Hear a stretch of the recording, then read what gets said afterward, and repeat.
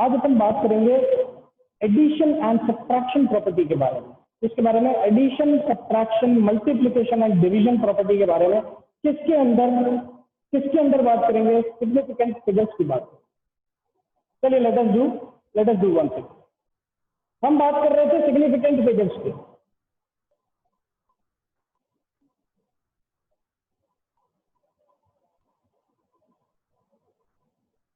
Significant figures.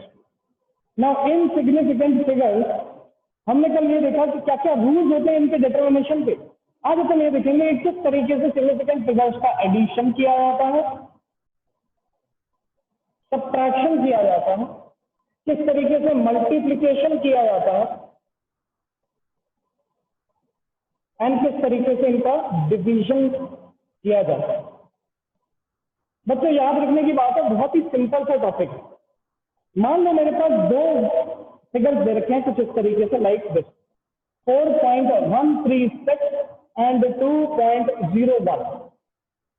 I want to add these two figures or these two numbers। आप लोग पहले तो ये देखिए कि मेरे पास यहाँ पर दो नंबर, एक ये है एक ये। अगर मैं दोनों में चेक करूं कि what are the significant figures, तो कैसे चेक करेंगे हम सिग्निफिकेंट फिगर्स को? हमें सबसे पहले देखना पड़ेगा what are the total non zero numbers 1 2 3 4। ये तो चारों ही क्या हो गए? सिग्निफिकेंट हो गए। फिर दूसरा क्या देखना पड़ेगा? इसमें भी सिग्निफिकेंट फिगर्स कितने हो गए? ये 2 हो गया नॉन जीरो, 1 हो गया नॉन जीरो, और ये 0 जो आ रहा है ये 2 और 1 के बीच में आ रहा है, इसका मतलब यहाँ पर 3 सिग्निफिकेंट हो गए। अब हम क्या कर देंगे? डायरेक्टली ऐड कर देंगे। ऐड किया 6, ऐड किया 4, ऐड किया 1, इधर आ गया 6। जैसा ये डायरेक्टली अपन ने ऐड कर दिया। तो रूल ये कहता है, एडिशन तो सब जानते हैं, एडिशन तो बच्चा जानता है एडिशन कैसे करना है। पॉइंट को पॉइंट के नीचे रखो, ऐड कर जाओ। लेकिन रूल क्या कहता है? रूल ये कहता है कि क्योंकि इसके अंदर मिनिमम सिग्निफिकेंट फिगर्स इन दोनों नंबर्स में कितने हैं? 3। रूल ये कहता है that minimum significant figures in these two numbers are 3। Minimum कितने हैं? 3। तो हमारे फाइनल आंसर में भी मिनिमम सिग्निफिकेंट फिगर्स कितने होने चाहिए? 3 होने चाहिए। कितना होने चाहिए? 3 होने चाहिए। तो 3 होने के लिए मुझे क्या करना पड़ेगा? ये वाली क्वांटिटी लेनी पड़ेगी और 6 को क्या करना पड़ेगा? ड्रॉप करना पड़ेगा। ये सब 6 को क्या करना पड़ेगा? ड्रॉप करना पड़ेगा। अब याद करो कल की क्लास में हमने पढ़ा था कि राउंडिंग ऑफ कैसे करते हैं, ड्रॉप कैसे करते हैं किसी नंबर को। किसी नंबर को हम ड्रॉप कैसे करेंगे, इसी चीज की बात अपन आज के वीडियो में करने वाले हैं। इसके अंदर मुझे मिनिमम सिग्निफिकेंट फिगर्स कितने दिखे? 3 दिखे, क्योंकि दूसरे नंबर में 3 सिग्निफिकेंट फिगर है, ऊपर वाले में 4 है। रूल ये कहता है कि आंसर में मिनिमम सिग्निफिकेंट फिगर्स होने चाहिए। मिनिमम मतलब 3 का मतलब 6.14 तक का ही आंसर होना चाहिए। इसका मतलब 6 को ड्रॉप करना पड़ेगा। 6 को अगर ड्रॉप करता हूं तो 6 किससे बड़ा है? 6 5 से बड़ा है। इसका मतलब 4 में क्या ऐड कर दूं? 1 ऐड कर दूं। ये मेरा आंसर आ गया 6.1। बताओ समझ में आया कि नहीं आया? सिंपल सीधी सी बात है यार। कल अपन ने पहले सिग्निफिकेंट फिगर निकालना सीखा, आज उसके बाद अपन ने देखा राउंडिंग ऑफ, किसी नंबर को ड्रॉप कैसे करते हैं। आज उसी का एप्लीकेशन देख लिया कि 2 सिग्निफिकेंट फिगर्स या 2 नंबर्स को ऐड करेंगे तो जो तीसरा क्वांटिटी आएगा what will be the final answer. कैसे निकाला जाता है? If addition is to be done then you have to first check out what is the minimum number of significant figures in these two numbers. तो वो कितना आया? 3 आया। कितना आया? 3 आया। चलिए 3 आया, दैट मीन्स मेरे आंसर में भी क्या होना चाहिए? 3 ही सिग्निफिकेंट फिगर्स होने चाहिए, क्योंकि ये मिनिमम है। 3 सिग्निफिकेंट फिगर्स होने के लिए मेरे पास 6.14 यहाँ तक ही आंसर होना चाहिए। इसके आगे कुछ नहीं होना चाहिए। इसका मतलब इसके आगे की वैल्यू को क्या कर दिया जाए? ड्रॉप कर दिया जाए। ड्रॉप करने का अपन ने सीखा था कि अगर इस नंबर को ड्रॉप करना है, ये 5 से बड़ा है, तो पिछले नंबर को क्या कर दो? +1। This is the final answer. I hope आपको यहाँ तक बात समझ में आई। चलिए एक और एग्जांपल देखते हैं। मैं चाहता हूँ इसका आंसर आप बताएंगे। क्वेश्चन मेरे पास है कुछ इस तरीके से 2.1350, ठीक है। देन 0.012 ऐड कर देंगे अपन। क्या कर देंगे? इसे ऐड कर देंगे। 0.0 ना लेकर के इसको 1.0 ले लेंगे। 1.0 012 लेंगे। चलिए, इसको अगर मुझे ऐड करना है, पहले तो मुझे निकालने पड़ेंगे the total number of significant figures.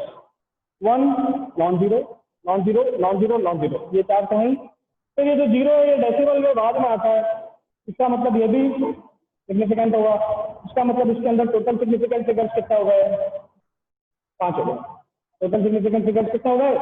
5। इसके अंदर की बात करूंगा तो इसमें कितना हो गए? 4। आई होप यहाँ तक किसी को कोई दिक्कत नहीं होनी चाहिए। ऐड कर देंगे नेक्स्ट स्टेप के अंदर 0741.20। रूल ये कहता है कि minimum number of significant figure आपके आंसर में होने चाहिए। मिनिमम कितने हैं? 4 है। आंसर में भी 4 ही होने चाहिए, तो 4 होने चाहिए। फाइनल जीरो को ओपन कर देंगे ड्रॉप। इस जीरो को अगर ड्रॉप करना है, zero is automatically less than 5, तो पीछे आंसर में क्या करना पड़ेगा? कोई चेंज आएगा क्या? यही मेरा सवाल है। What will be the final answer? Who can tell?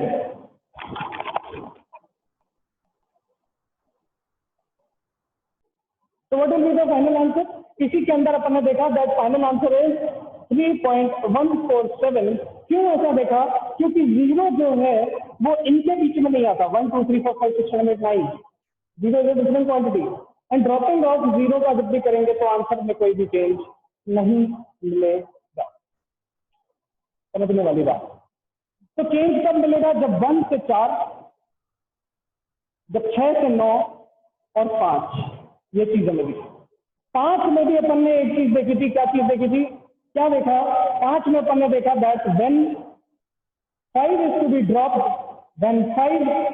Dropped, previous number पे या तो अपन 1 से इंक्रीज कर देंगे, रेज्ड बाय 1 कर देंगे, या तो अनचेंज छोड़ देंगे। ऐसा क्यों?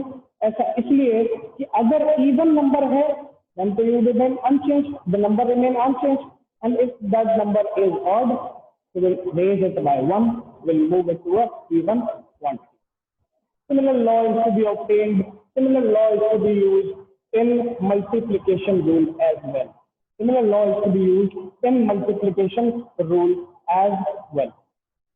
चलिए, so now we are moving on towards the next question. First,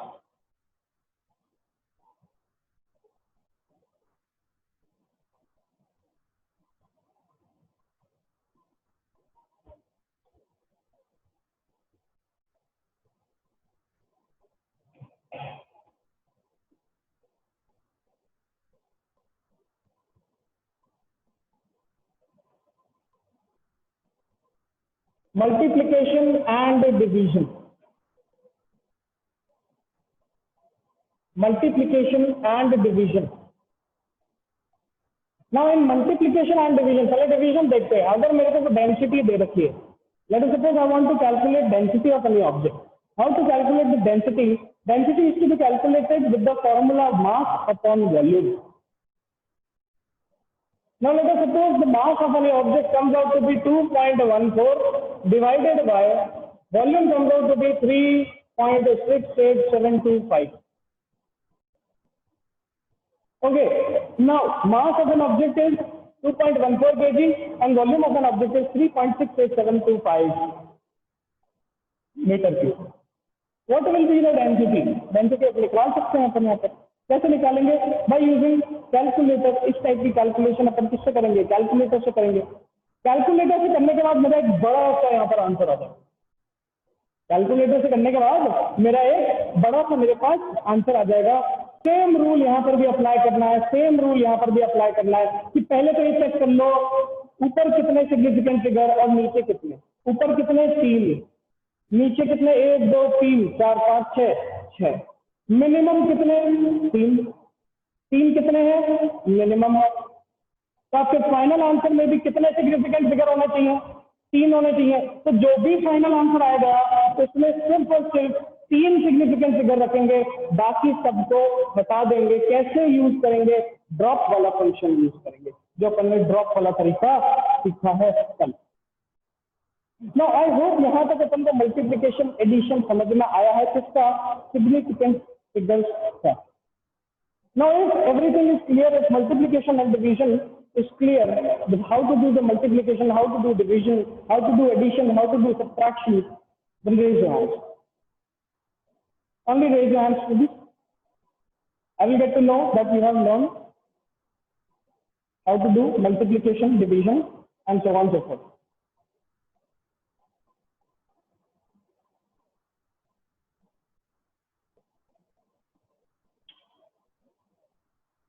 Fast students, fast. Fast students. How to do multiplication and division? Is it okay or not? Fast, fast. Aditya Pratap Singh Chauhan, Ayush Kichar, Badran, Gaurav.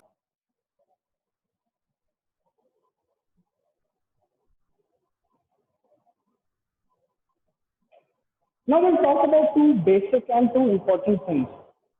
One is known as accuracy.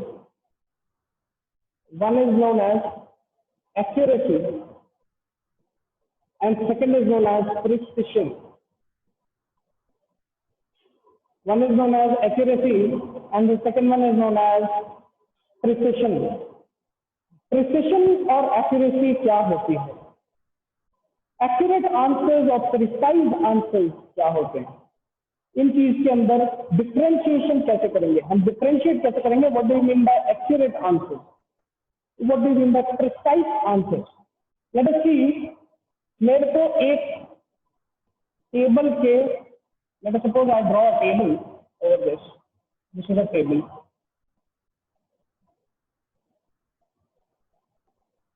ये मेरे पास table है. Okay, I want to measure the length and width of this table. My question is, I want to measure the length and width of this table. कैसे measure करेंगे? With the help of a scale. We'll take a scale. एक scale लेकर आएंगे. Scale पे इस तरीके से मेरे पास markings होते हैं. Scale पे मेरे पास इस तरीके से क्या है? Markings है. तो इस तरीके से मेरे पास scale पे markings है. बच्चे समझने की बात यह है that by using these scales we can easily determine what is the length and width of the scale. सब जानते हैं. बट दो अलग अलग स्टूडेंट्स का सेम आंसर निकाल पाते हैं कि नहीं, उसी चीज को चेक करते हैं. Let us suppose actual length of table was 5 metre. कितनी थी? 5 मीटर एक्चुअल लेंथ जो थी वो एक्चुअल में 5 मीटर थी. और कोई स्टूडेंट है, उसने आंसर निकाला 5.01. क्या निकाला आंसर? 5.01 मीटर आंसर निकाला. और एक और स्टूडेंट आया, वो बोला सर 5.01 नहीं है, 5.023 है. एक स्टूडेंट मेजर करके आता है, स्केल लेके जाता है, बोलता है सर 5.01 मीटर लेंथ है इसकी. दूसरा स्टूडेंट जाता है, बोलता है नहीं सर 5.01 नहीं है, 5.023 मीटर. मैं कहता चलो ठीक है, ये चेक करते हैं कौन एक्यूरेट है और कौन प्रिसाइज. एक्यूरेसी की जब मैं बात करूं, एक्यूरेसी का मतलब आपका जो एक्चुअल लेंथ था, आपकी जो ट्रू वैल्यू थी, जो एक्चुअल वैल्यू थी, उसके कितना पास आपका मेजर्ड वैल्यू आता है. ये आपने मेजर किया है, ये आपका एक्चुअल में लेंथ. एक्चुअल में लेंथ का 5 मीटर, मेजरमेंट दो स्टूडेंट्स ने ये किया. जो मेजरमेंट किया, अगर वो एक्चुअल लेंथ के बहुत पास है, जितना पास है उसको बोलते हैं एक्यूरेसी. कितना एक्यूरेट आंसर निकाला है इसमें. एग्जैक्ट लेंथ 5 मीटर थी, इसने निकाला 5.01. ये हो गया एक्यूरेट आंसर. बट क्या ये प्रिसाइज है? क्या ना. क्यों? प्रिसिशन शो करता है कि उसने कितने डेसिमल के डिजिट तक प्रिसिशन मेंटेन करके रखा. इसमें देखो, इसने मीटर्स में भी आंसर निकाला, तो इसके बाद इसने centimetre, millimetre and so on भी कैलकुलेट करके बताया कि देखो सर मिलीमीटर तक आंसर मैं निकाल के बता चुका हूं आपको. अरे बैकग्राउंड में तो इसके अनुसार ये आंसर मिलीमीटर तक में निकाल के लाया. तो प्रिसिशन किसका ज्यादा है? स्टूडेंट बी का ज्यादा. Student B is more precise. Student A is accurate. Why student A is accurate?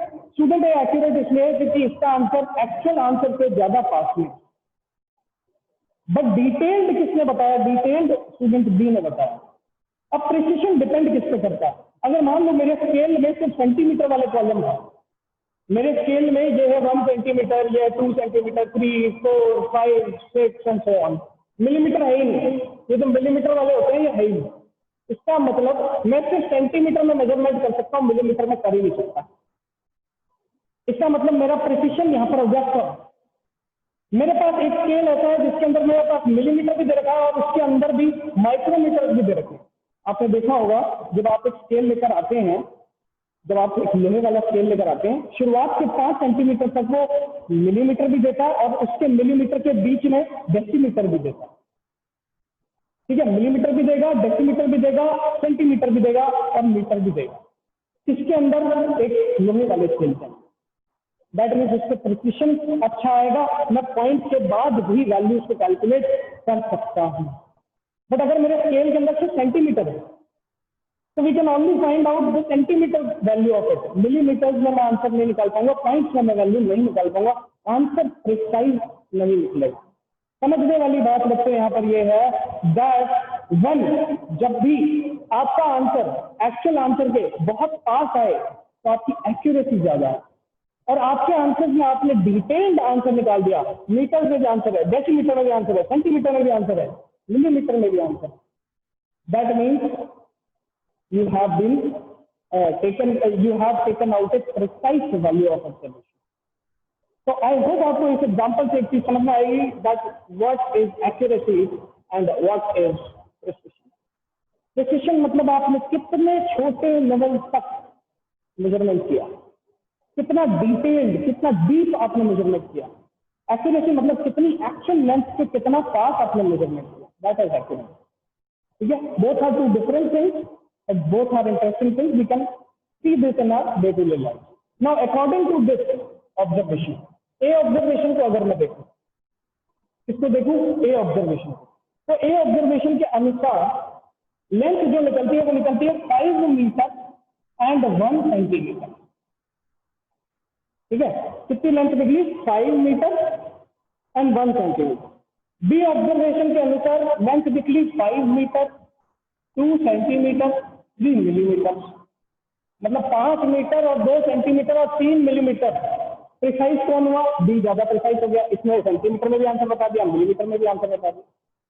ठीक है, लेकिन ए ने एक्यूरेट आंसर बताया, ये एक्चुअल वैल्यू से बहुत पास था, लेकिन इसका मेजरमेंट में सिर्फ सेंटीमीटर तक ही बताया, millimetre, decimetre and so on so fourth इसमें नहीं बता पाया, इसलिए इसका आंसर कम प्रिसाइज है, एक्यूरेट ज्यादा। इसका आंसर एक्यूरेट नहीं है बट प्रिसाइज ज्यादा। प्रिसिशन और एक्यूरेसी में आई होप अब आपको चीज समझ में आई होगी, what is the difference between precision and accuracy. फटाफट अगर ये टॉपिक समझ में आया तो एक बार रिवाइंड करके बताइए। Everybody, every student should raise their hand in the class. Fast fast students, fast fast fast, everyone everyone, I want everyone. Okay, very good. Now we'll talk about errors. Now we'll talk about errors. What do you mean by errors? See, error की बात करेंगे। 2 type के error होते हैं, basically उन सब की बात करेंगे अपन। ये देखेंगे इम्परफेक्शन क्या होता है, ये देखेंगे जीरो एरर क्या होता है, ये देखेंगे सिस्टमेटिक एरर्स क्या होते हैं, ये देखेंगे कि रैंडम एरर्स क्या होते हैं। तो एरर देखते हैं सबसे। तो अपन से पूछे कि बताओ यार भैया एरर होता क्या है, मैं बोलूंगा कि एरर मतलब आपने कोई एक्सपेरिमेंट किया, आपने कोई मेजरमेंट किया, उस मेजरमेंट के अंदर जो वैल्यू एक्चुअल वैल्यू से गलत है, मतलब पिछले एग्जांपल में अपनी एक्चुअल लेंथ की 5 मीटर मेजर की गई थी 5.01। What is the error? The error in this will be The error in this will be 0.01 meter. What is the error? 0.01 meter. या फिर अपन बोल सकते हैं 1 सेंटीमीटर का क्या आ गया? एरर आ गया। ये एरर किस वजह से आ सकता है? ये एरर या तो फॉल्टी इंस्ट्रूमेंट की वजह से आ सकता है, हो सकता है कि आपका इंस्ट्रूमेंट ही खराब है, हो सकता है आपका स्केल खराब है। ठीक है, हो सकता है आपने जब रीडिंग ली तब टेम्परेचर अलग था, ठीक है, और जब आपने रीडिंग बताई तब टेम्परेचर अलग था। जब आप रीडिंग नोट कर रहे हो तब टेम्परेचर अलग है, जब आप रीडिंग बना रहे हो, जब रीडिंग ऑब्जर्व कर रहे हो तब भी बिल्कुल अलग है। टेम्परेचर पे वेरिएशन आ सकते हैं। हम जानते हैं that steel metal object temperature के इंक्रीज के साथ एक्सपांड कर जाते हैं, तो हो सकता है कि आपका जो apparatus है वो भी एक्सपांड कर गया हो, और एक्सपेंशन से आपकी रीडिंग क्या आ गई, गलत आ गई। इसको तो रोक नहीं सकते ना, नेचुरल रहेगा, आना ही था। हो सकता है कि आपने रीडिंग लेने में थोड़ी दिक्कत कर दी। कभी कभार जब अपन स्केल से लाइन खींचते हैं अपन को डायरेक्टली उसके ऊपर देखना पड़ता है और फिर 10 सेंटीमीटर की लाइन खींचनी पड़ती है। अगर मैं थोड़ा सा साइड में देख दूं तो हो सकता है वो 10.1 की बन जाए, 10.2 की बन जाए। अरे बात हम स्केल से लाइन कैसे खींचते हैं, ये स्केल होता है हमारे पास, यहाँ पर मार्किंग होते हैं कुछ इस तरीके से। इन मार्किंग के कॉरेस्पॉन्डिंग अपन लेंस को ड्रॉ करते हैं। अगर मैं थोड़ा सा भी पैरेलल मेथड से देखूं, थोड़ा सा भी पैरेलली देखूं, एक्सिस पे डायरेक्टली नहीं देखूं, तो मेरे को यहाँ पर एरर देखने को मिल जाता है, मेरे को यहाँ पर एरर देखने को मिल जाता है। Now these errors are sometimes created by faulty instruments, sometimes created by human error, and sometimes they are created by natural calamities or natural conditions or natural increase in temperature and natural variation in humidity as well. So what to do? हम करें क्या? कुछ नहीं कर सकते, क्योंकि भाई देखो नेचुरली अगर कोई एरर अकर हो रहा है आप उसमें कुछ नहीं कर सकते, आपका इंस्ट्रूमेंट खराब है आप उसमें कुछ नहीं कर सकते। हम सिर्फ रैंडम एरर, ह्यूमन एरर्स को कम कर सकते हैं। कैसे? एक्यूरेसी मेंटेन करके। कैसे एक्यूरेसी मेंटेन करेंगे? हम जितने भी प्रिकॉशंस ले सकते हैं एक्सपेरिमेंट में वो लेंगे। जब भी अपन लैब में जाते हैं, आपने देखा होगा 10th क्लास में भी जब लैब मैंने बनाई होगी तब आपने देखा उसमें लिखते हैं M, apparatus required, theory, method, diagram, observation, results, and then precautions. Last जब अपन प्रिकॉशंस वाले सेक्शन पे पहुंचते हैं तो वहां पर अपन यूजुअली छोड़ देते, बोलते बेकार चीज। तो प्रिकॉशंस ही सबसे ज्यादा इंपॉर्टेंट होता है। प्रिकॉशंस में अपन को ये सिखाया जाता है that how to minimise the error in the measurement of observation. अरे बाबा कभी भी लेंस को मेजर करें तो एकदम डायरेक्टली उसके ऊपर करें।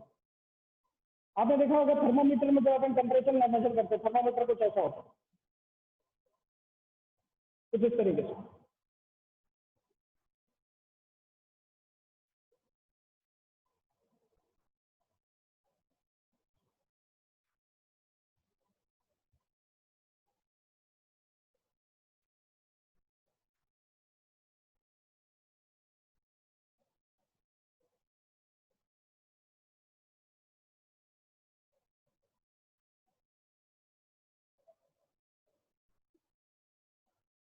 इस तरीके का होता है थर्मामीटर अपने पास। This is a metal rod, यहाँ पर एक मेटल रॉड होती है ऐसे। इधर चेंबर में मर्करी फिल्ड होता है, इस चेंबर में। सही बात है। ये मेटल रॉड को अपने मुंह में प्लेस करते हैं अपन, जिस भी बॉडी पार्ट का अपन को टेम्परेचर चेक करना होता है। ठीक है, यहाँ पर अपने पास रीडिंग होती है कुछ इस तरीके से।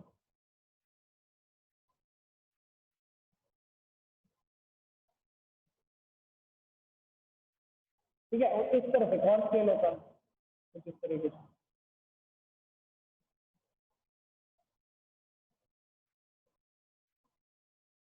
तो अपने को यहाँ पर ये बनाने की जरूरत क्यों पड़ी? मैं आपको एक चीज बता रहा हूँ कि जब अपन टेम्परेचर को मेजर करते हैं, यहाँ पर जो प्रेजेंट मर्करी है विच स्टार्ट हीटिंग अप, ये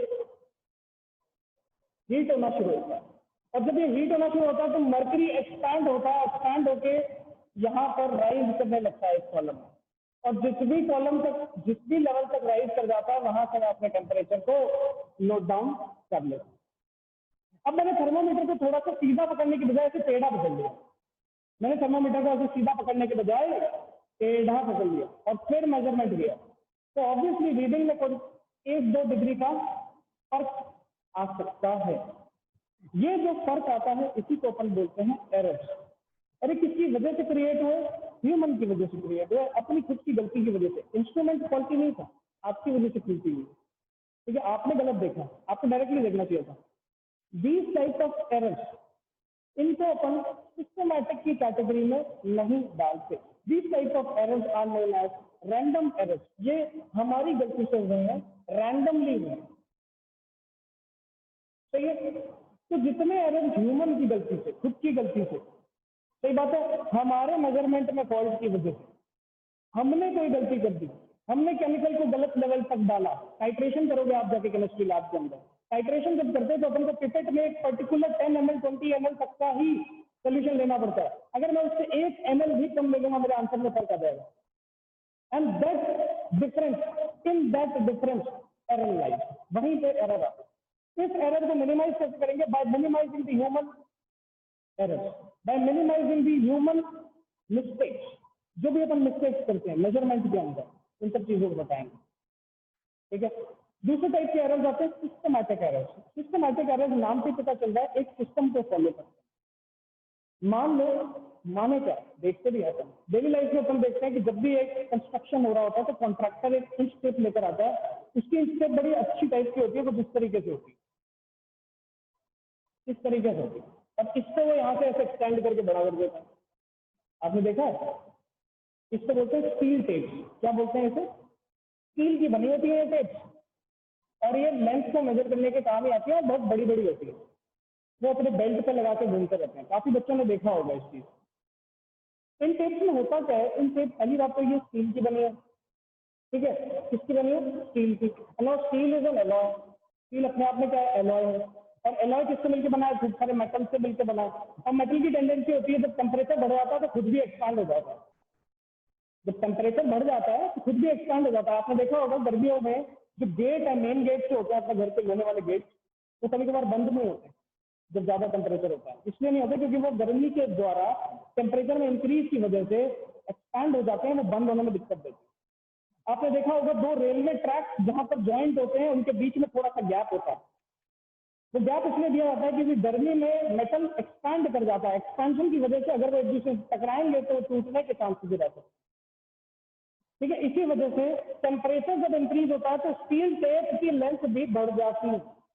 अब आप खुद सोचो, एक स्टील टेप 1 मीटर लंबी है, टेम्परेचर बढ़ाया, उसकी लेंथ क्या कर गई? बढ़ गई। अब वो मेजरमेंट सही करेगी कि गलत करेगी? ऑब्वियसली वो मेजरमेंट को क्या करेगी? गलत।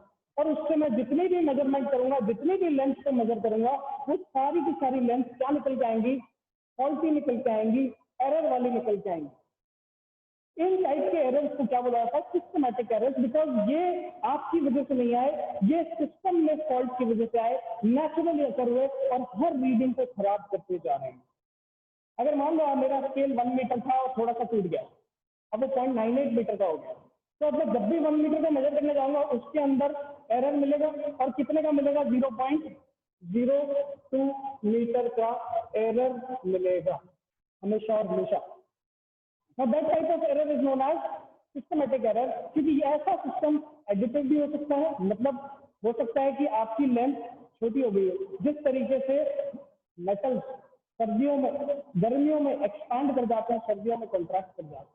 इसका मतलब अगर सर्दियों की बात करें तो वही मेटल जो पहले एक्सपैंड होता था वो कॉन्ट्रैक्ट हो गया, पहले लेंथ उसकी इंक्रीज हो गई और उसकी डिक्रीज हो गई है। दैट मीन्स एरर पहले पॉजिटिव था तो बाद में एरर कैसा आ गया? नेगेटिव आ गया।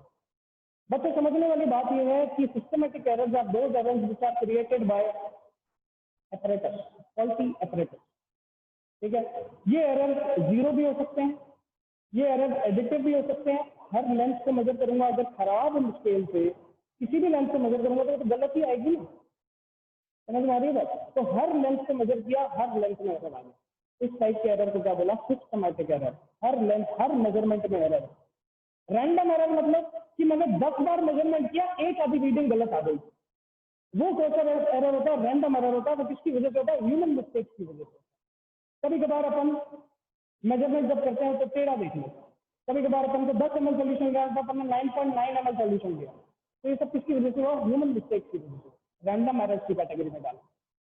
जो एरर सिस्टम की वजह से होंगे, फॉल्टी अपरेटस की वजह से होंगे, नेचुरल कंडीशंस की वजह से होंगे, उन सबको अपन ने किसमें डाला? सिस्टमैटिक एरर्स के कैटेगरी में प्लेस किया।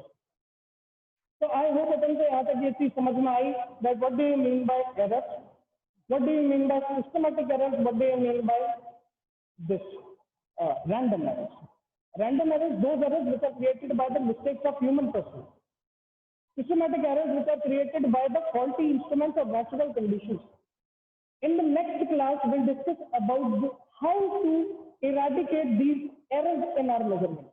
जितने भी ऑब्जर्वेशन है, जितने भी मेजरमेंट है, उसमें से एरर्स को मिनिमाइज कैसे किया जाए, हम इसको सीखेंगे। एब्सोल्यूट एरर क्या होता है, मीन एरर क्या होता है, परसेंटेज एरर क्या होता है, इन सबको सीखेंगे। So in today's class, we have studied about the classification of errors. We have studied about how to add and subtract and multiply and divide significant figures.